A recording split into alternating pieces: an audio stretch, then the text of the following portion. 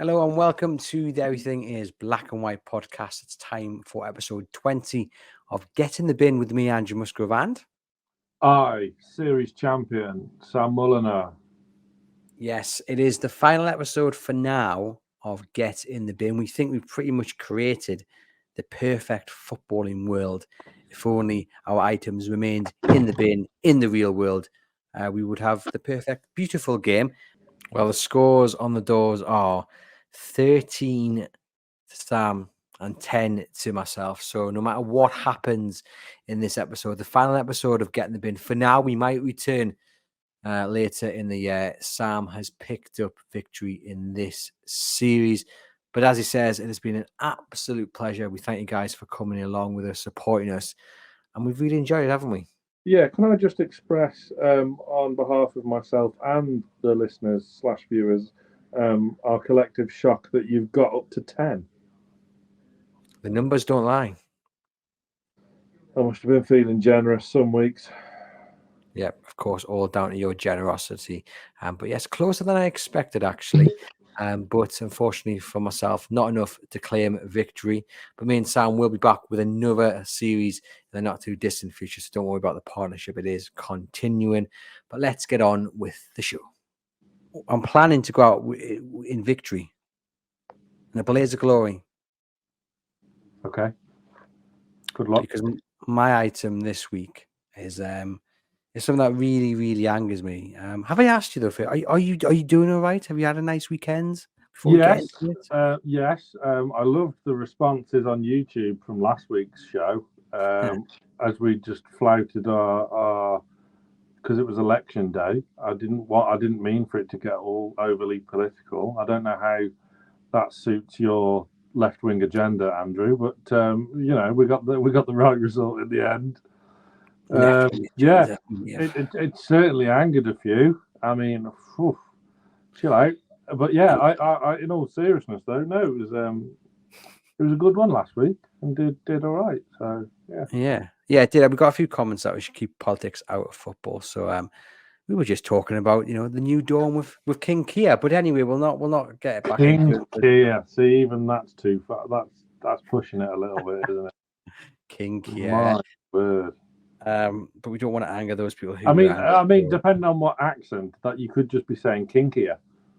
Yeah, I could be. To be fair, yeah. So I'm all not. of a sudden, the podcast has gone very top shelf.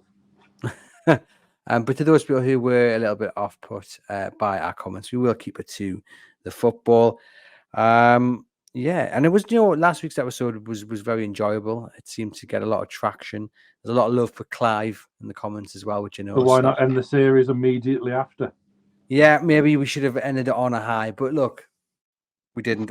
I couldn't have ended on an odd number. It needed to be an even number. It needed to be a rounded number. 19 just doesn't suit me. Like when you see players, I think I mentioned this before, Mark McDonald's one of these players. I think he scored something like 97 goals for Newcastle United or something, or he's played 97. It was something weird that he's got, and it's just like that would so annoy me that it's not like 100. I don't know about you, but it would just wind me up. You prefer it more rounded. Yeah, just like an even number. I'll just check. Yeah, according to Wicket, 95 goals in 187 games. It's like, oh, you're so close to that 100. Do you know what I mean? Yeah. But that's just me. I think that was 95 league goals in 187 games. He scored 138 goals and 257 appearances. But even those numbers annoy me. I'd want 140 and 260, but I'm just a little bit weird like that. So hence the reason it is episode 20 that we're going to finish on, and not episode 19 because it needed to be an even number. Should I go first?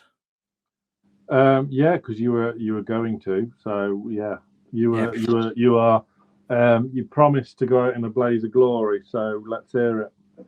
Right. So my item this week, the final item of this Get in the Bin series for myself, is fans' anger or distaste when their club is linked to or buys a player from a lower league or an obscure foreign league. We've seen a few examples this summer. It's not just a Newcastle United thing. It seems to be fans from all levels of football, especially those at the top end of the Premier League. If they're linked to a player they don't think the club should be buying, especially if it's a Championship player or a League One player, there seems to be a bit of a kick-off, and I think that should get in the bin. I've got a few examples, Sam, of where players have made the jump from lower leagues and have proved to be quite a bargain, let alone quite a talent. So I'll run through them and then I'll get your take on the point. So Jared Bowen is one of them. Hereford United. He played like 12 games for them and then he went to Hull City. He's now at West Ham and Newcastle at the time of recording have been linked with like an 85, 90 million pound interest in him. You know, didn't work out too badly for him. Jamie Vardy went from the Conference to the Championship and then to the Premier League. He scored 136 goals in the Premier League. Not bad going. Ian Wright, non-league until he was 21. Palace picked him up. Scored 118 goals for Palace. Went to Arsenal and scored 128 goals for them. And then this one is probably the one. N'Golo Kanté, £6.5 million he cost Leicester. He was picked up from Ken, but before that he was like non-league French football, wasn't he?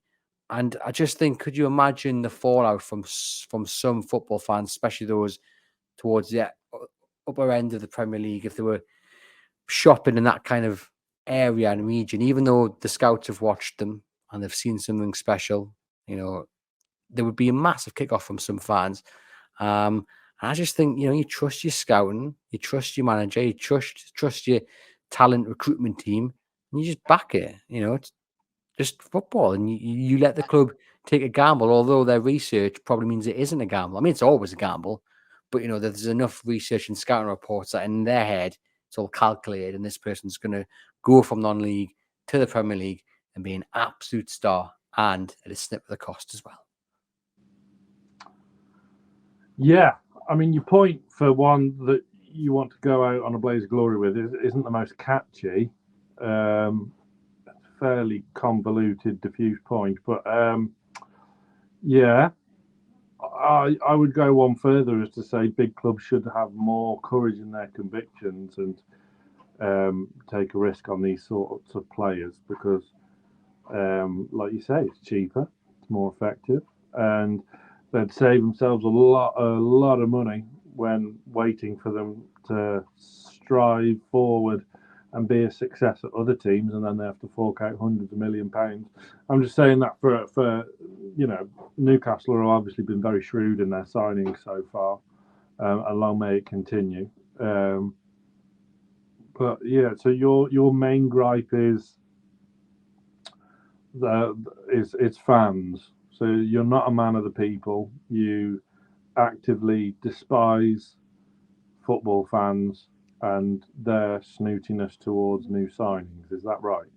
I mean, you've taken that and you've created quite the fiction book with my point. No, look, every fan is entitled to their opinion, but my opinion is that some fan bases can be a little bit snobby and snooty when it comes to, you know, it doesn't actually have to be players that have yet to really prove themselves. You know, Jared Bowen, for instance, like I say, played a handful of games before Hull took the chance on him, but also the kind of snootiness and snobbiness comes at players who have been relegated or, yeah, like you look at, like, you know, players who've gone down the season just before, or even players who maybe played at Leeds last season after going down from the Premier League. You know, some talented players in that squad, and you see some of the reaction when, yeah, Newcastle are linked to them, and there's a lot of fans. Oh, we shouldn't be going for that. I mean, Lloyd Kelly, for example, is a perfect kind of name to throw in. There was a lot of, well, not a lot. There was some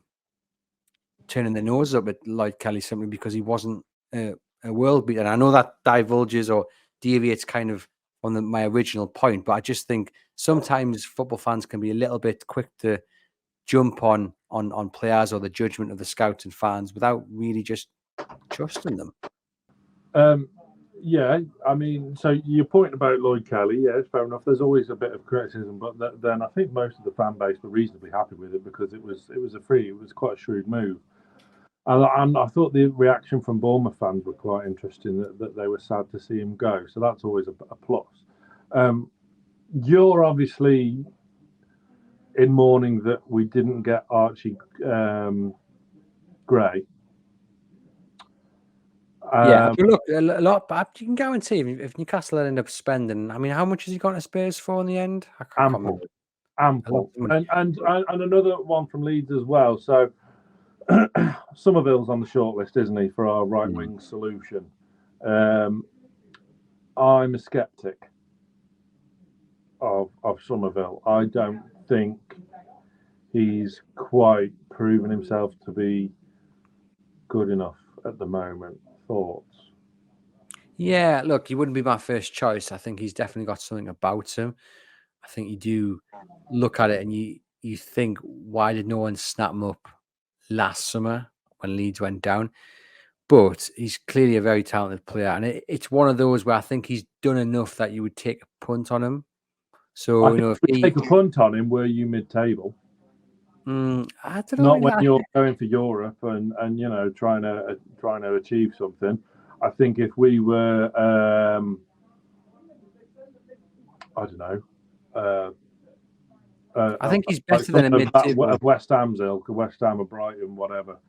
Everton, even if they had currency.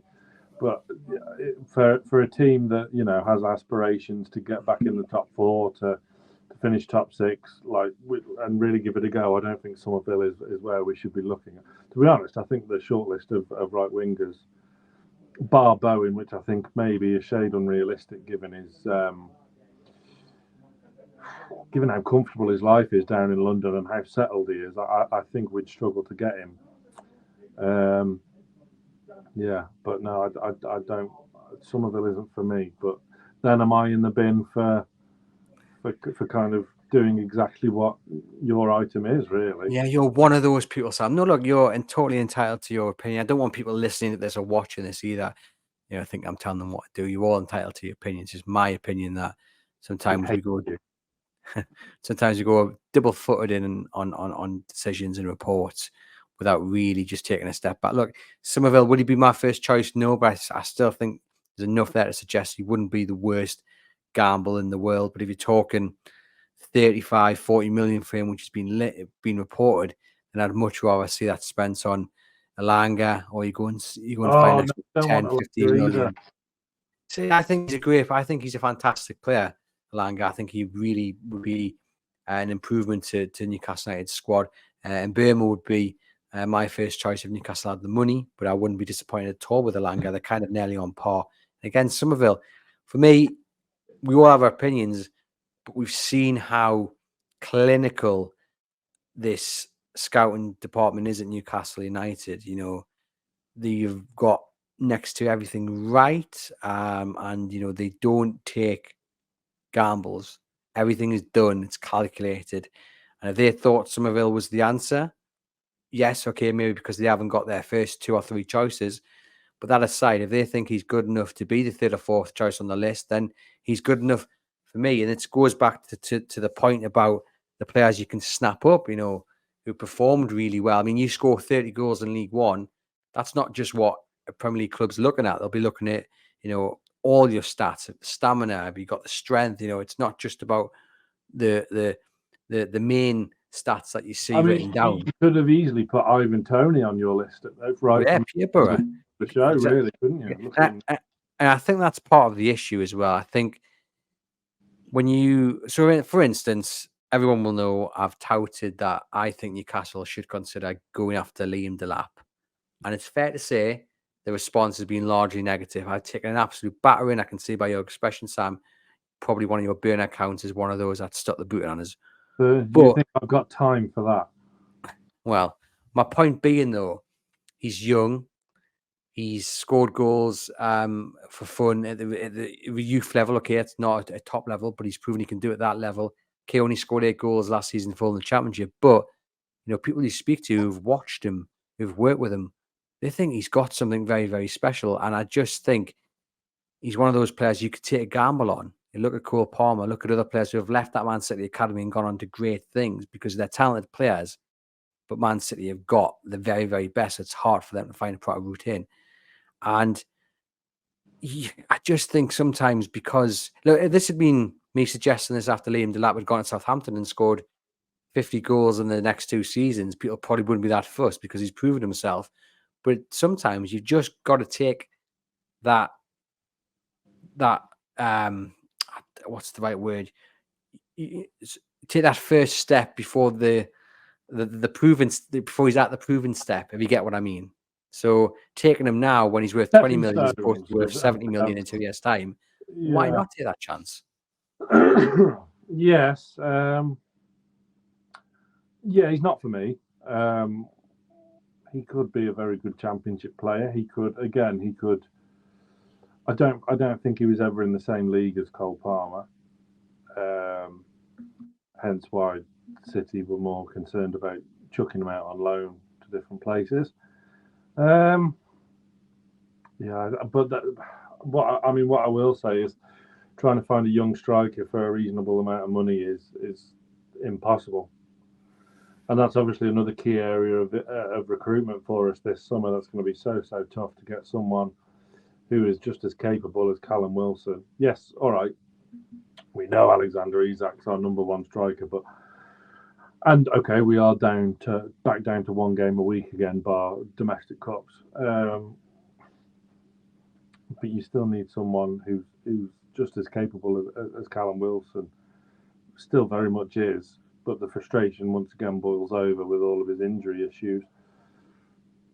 I think that's going to be so tough this summer. So tough.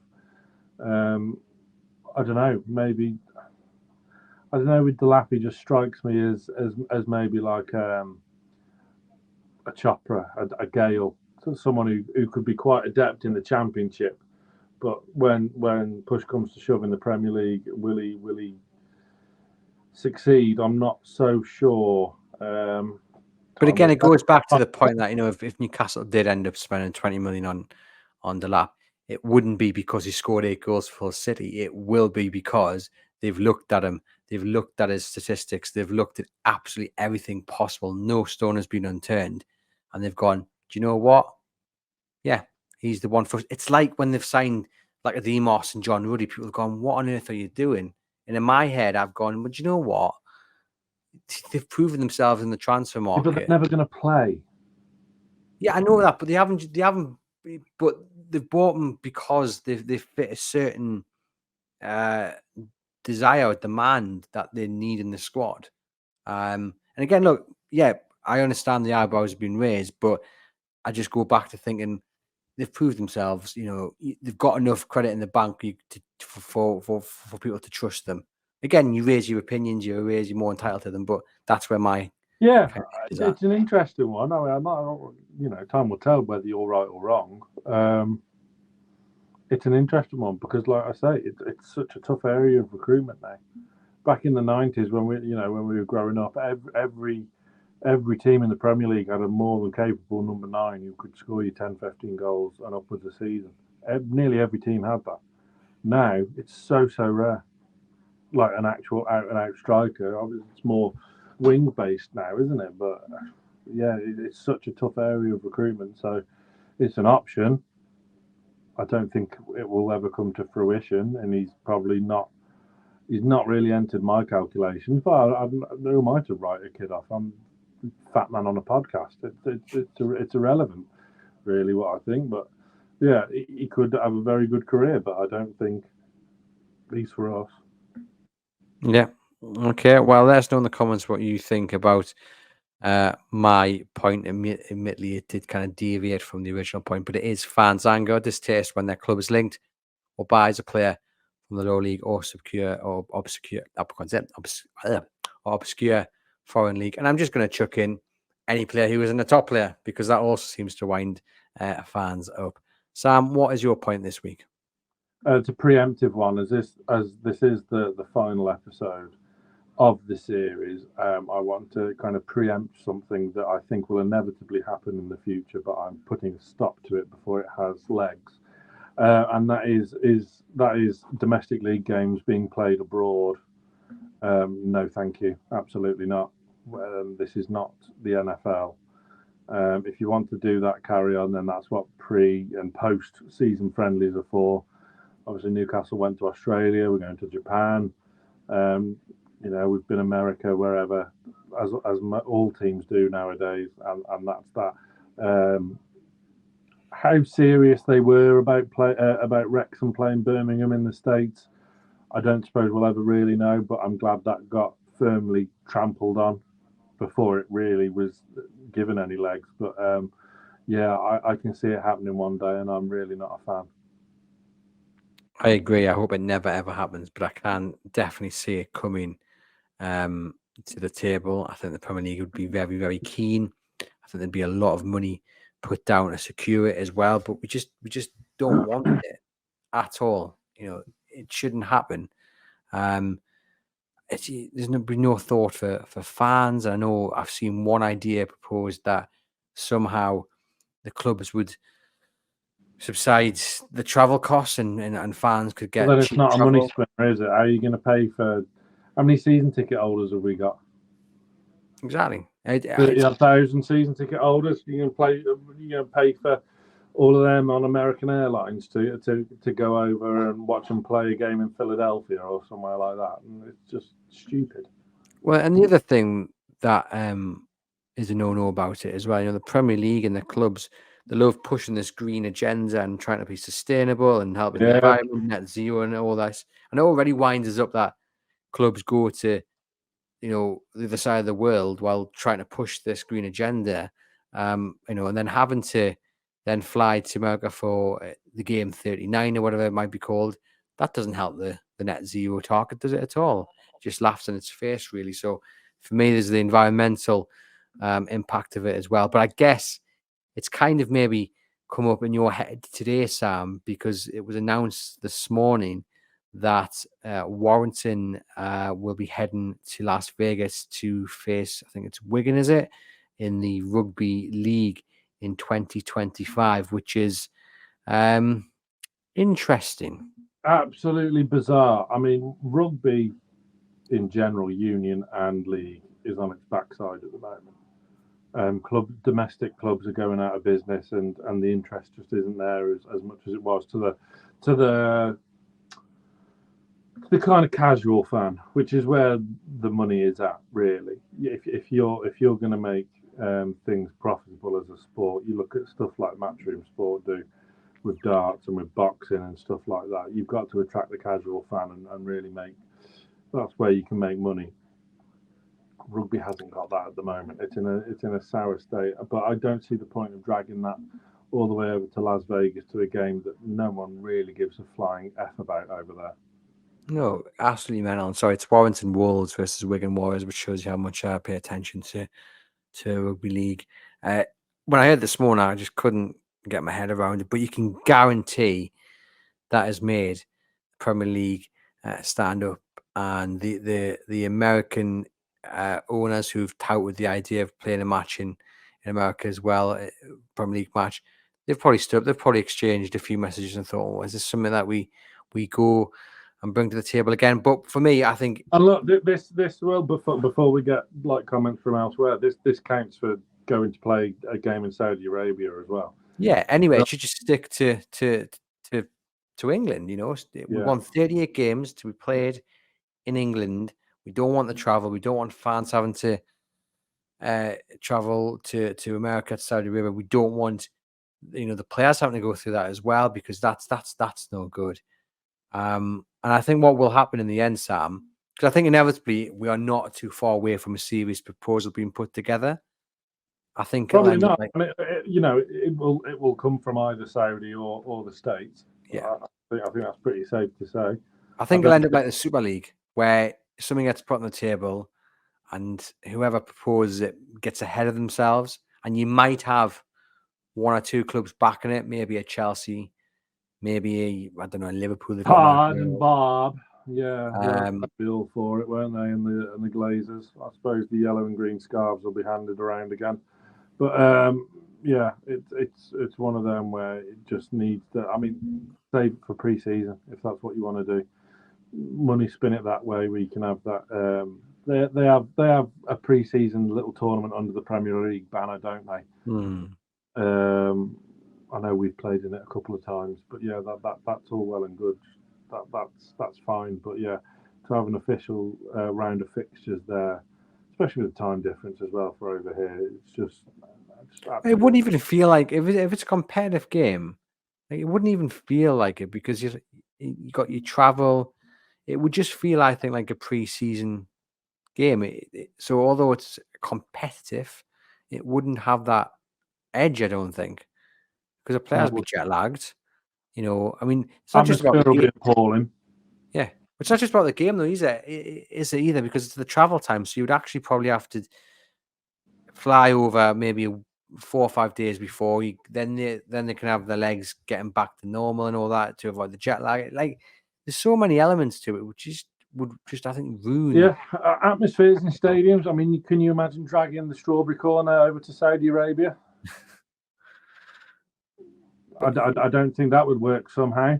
It would be an experience, wouldn't it? There's this whole foreign game, Premier League game, but it just can't happen. It really just cannot happen. It needs to be shut down straight away. And I think if it ever became a serious proposal and any clubs ever got ahead of themselves, I think the fans would unite like they did with the Super League and just shut it down.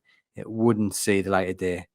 I think you'd see, the proposal quickly die. But you do have it'll happen one day though.